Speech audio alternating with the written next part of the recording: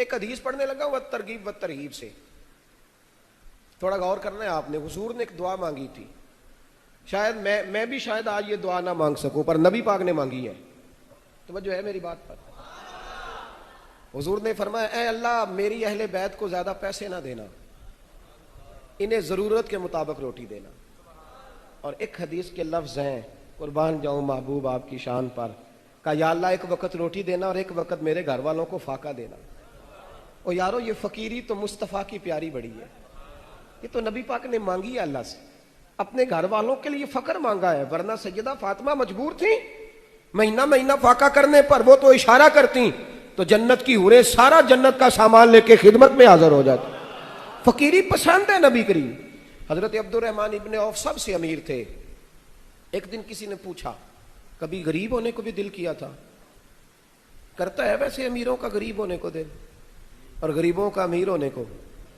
بلا وجہ لوگوں کی گاڑیاں دیکھ کے پریشان ہوتے ہیں، بلا وجہ لوگوں کے محلات دیکھ کے پریشان ہوتے ہیں، بلا وجہ. یہ ہم اپنے بچوں کو احساس سے کمتری میں مبتلا کر رہے ہیں. یہ جب ہم بات کرتے ہیں نا وہ اس کا بیٹا آگے نکل گیا، کہاں آگے نکل گیا؟ اگر تو 5 وقت کی نماز جماعت سے پڑھتا ہے تو پھر تو واقعی آگے نکل گیا ہے. اگر اس کی نظر میں حیا ہے اور جوانی کے باوجود جھکی ہوئی نظریں ہیں تو پھر تو واقعی آگے نکل گیا ہے. اور اگر نوٹوں میں اور مال میں آگے نکل گیا وہ تو فرعون بھی بڑا آگے تھا، وہ تو نمرود بھی بڑا آگے تھا، وہ تو قارون بھی بڑا آگے تھا. یہ کو ترقی ہے؟ یہ تو کافر کے پاس پیسہ آج بھی مسلم سے زیادہ ہے. فقط اسی کو ترقی نہ سمجھے. ہاں رزق حلال ہو جتنا مرضی ہو. حضرت عثمان غنی کے پاس بھی بڑی دولت تھی، حضرت عبد الرحمن ابن عوف کے پاس بھی بڑی دولت تھی. ہر بندے کی دولت ناجائز نہیں ہے، شرط یہ ہے کہ اخلاص ہو.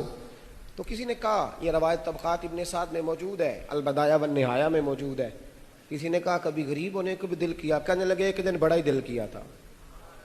اب وہ کس طرح؟ کہنے لگے حضرت سعد انصاری نبی کریم سے ملنے آئے، حضور سے ملنے آئے. تو انہوں نے نا حضور سے ہاتھ ملایا. اب آپ کو پتہ ہے نا ہمارے زمانے میں تو وزیر سے ملنے کے لیے بھی امیر ہونا ضروری ہے اور پیر صاحب سے ملنے کے لیے بھی امیر ہونا ضروری ہے. کھاتا ہی بڑا عجیب ہو گیا ہے جی. شہنشاہی بھی عیاری ہے، درویشی بھی عیاری، ہر طرف ہی معاملہ عجیب و غریب ہے. حضرت سعد انصاری نے نا حضور سے ہاتھ ملایا. توجہ ہے میرے دوستوں؟ جناب عبد الرحمن ابن عوف فرماتے ہاتھ ملا کے وہ ہاتھ پیچھے کرنے لگے، میں دیکھ رہا تھا تو مصطفیٰ کریم نے ان کا ہاتھ پکڑ لیا اور محبوب نے نا ہاتھ پکڑ کے کھولا. فرمایا یہ کیا ہے؟ موٹے موٹے چھالے تھے ہاتھوں میں. چھالوں والو یہ چھالے بڑے شاندار ہوتے ہیں، یہ چھالے اتنی قیمتی ہیں کہ سیدہ فاطمہ کے ہاتھوں پہ بھی رہا کرتے. ہر جگہ بیان ہوتا ہے نا سیدہ پاک کی شان، یہ بھی بیان کیا کرو کہ بی بی صاحبہ اتنا کام کرتی تھی کہ چھالے پڑ جاتے تھے. چھالے، ہر آدمی کی بیٹی اپنے گھر میں دکھی ہے پر کسی کے بھی ہاتھوں پہ چھالے تو نہیں نا. پر میرے محبوب کریم کی صاحبزادی کے ہاتھوں میں چھالے ہوتے تھے. حضرت سعد انصاری کے ہاتھ میں چھالے تھے. محبوب کریم نے فرمایا یہ کیا ہے؟ حضور کو سارا ہی پتا ہے، اللہ نے غیب کے خزانوں کی کنجیاں دے رکھی ہیں، پر صحابہ پر واضح کرنے کے لیے پوچھا یہ کیا ہے؟ عرض کی حضور غریب آدمی ہوں، چھوٹے بچوں کا باپ ہوں، پھاوڑے کے ساتھ، کئی کے ساتھ، کدال کے ساتھ مزدوری کرتا ہوں. محبوبہ کام کر کر کے ہاتھوں پہ چھالے پڑ گئے. حضرت عبد الرحمن ابن عوف فرماتے میں نے کائنات میں نرالا ہی رنگ دیکھا. یہ منظر شاید دھرتی میں میرے علاوہ چند لوگوں نے دیکھا ہو. فرماتے وہ کریم رسول جن کے قدموں کی تلیوں کو حضرت جبریل چومے، میں نے دیکھا کہ محبوب نے مزدور کا ہاتھ چومنا شروع کر دیا. فرماتے ہیں بس پھر مجھے یوں لگا فرشتے اتر آئے ہیں اور جناب سعد کے مقدر پر سلامی پڑھ رہے ہیں. فرماتے ہیں اس وقت میرے اندر سے آواز آئی کاش آج میں بھی غریب ہوتا، کاش میں غریب ہوتا، آج غریب، یہ سعادت مجھے نصیب ہوتی. او بھائی نکلیں اس کام سے. آپ یقین کریں اتنا شوق ہو گیا لوگوں کو، کبھی ایم این اے کے ساتھ فوٹو لگائی ہے، کبھی ایم پی اے کے ساتھ فوٹو لگائی ہے. اپنے شہر کے موچی کے ساتھ بھی تصویر کھینچ کے لگایا کریں، اس لیے کہ وہ محنت کر کے روزی کماتا ہے، وہ جد و جہد کرتا ہے، وہ بڑا شاندار آدمی، اس نے کسی کو لوٹا نہیں، اس پر کوئی مقدمہ نہیں، وہ کسی جگہ آزمائش کا شکار نہیں. وہ جو آرے پہ کام کرنے والا مزدور ہے اس کو بھی کبھی جا کے ملا کریں. اور جو آپ کے گھر میں اینٹیں رکھتا ہے نا، اینٹیں، وہ بھی بڑا شاندار آدمی ہے. حاتم طائی بڑا سخی تھا، حضور علیہ السلام نے اس کی سخاوت کی تعریف کی. جب عدی بن حاتم کے بیٹے کلمہ پڑھنے آئے تو محبوب نے فرمایا تیرے باپ میں مومنوں جیسی صفتیں تھی، کاش وہ مسلمان ہوتا، کاش وہ مسلمان ہوتا۔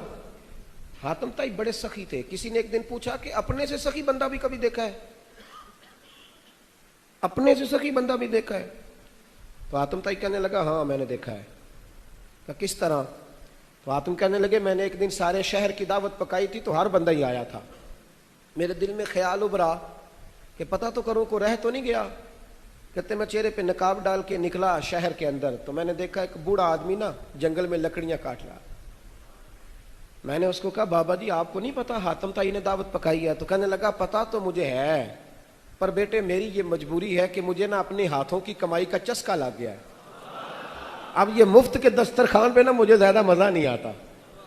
صحیح صحیح بتانا، ولیمے کی روٹی بندہ پیٹ بھر کے کھاتا ہے یا رات کا سالن گھر میں پڑا ہو اور دوپہر کو بھوک لگی ہو تو بندہ کہے ذرا 2 روٹیاں تو پکا دو؟ ولیمے کی روٹی کا زیادہ چسکا یا بھوک لگی ہو تو اپنے گھر کے رات کے سالن کا زیادہ مزہ؟ بولیے۔ میرے ابا جی نا میری اماں سے کہتے ہیں اچار ڈال لو مرتبان میں اور میں تمہیں بھڑولے میں گندم بھر دیتا ہوں، تو پھر انشاءاللہ تعالی ہمیں پورا سال پرواہ نہیں۔ اللہ خیر کرے گا۔ اپنی غریبی کو چھپانا بھی سیکھیں اور اس پر ناز کرنا بھی سیکھیں، یہ چیز آپ کو قوت والا کرے گی، طاقت والا۔ یہ بس کر دیں، ہر جگہ لائنیں لگی ہوئی ہیں آٹے لینے والوں کی، او خدا کے بندو دینے والا تو رب ہے، وہ تمہیں بڑا ہی عطا فرمائے گا۔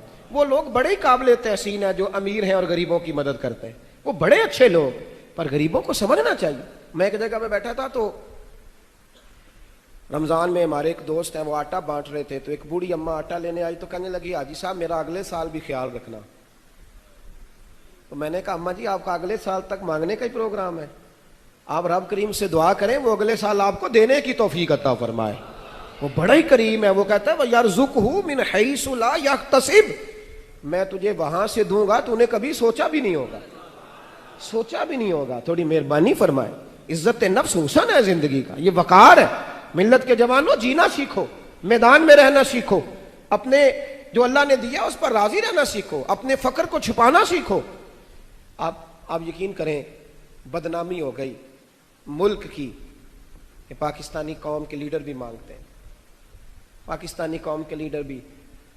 ایک شہر ہے برطانیہ کا، میں اس میں موجود تھا، تو تقریر اختتام کو ہوئی تو ایک سنگی اٹھ کے میرے کان میں کہنے لگے کہ آپ نے اپنے مدرسے کے لیے اعلان نہیں کرنا؟ آپ کا مدرسہ ہے اور ہم نے کئی دفعہ سنا ہے کہ وہاں ضروریات ہیں تو اعلان نہیں کرنا؟ تو میں نے کہا آپ کا کیا خیال ہے کہ یہاں جو لوگ بھی آتے ہیں وہ پیسے لینے ہی آتے ہیں؟ اگر مدرسہ ہے تو پاکستان میں الحمدللہ ہزاروں مدرسے ہیں، حکومتیں کبھی مدرسوں پہ توجہ نہیں کرتی، لیکن مدرسے ہر سال عالم بھی پیدا کرتے ہیں، حافظ بھی پیدا کرتے ہیں۔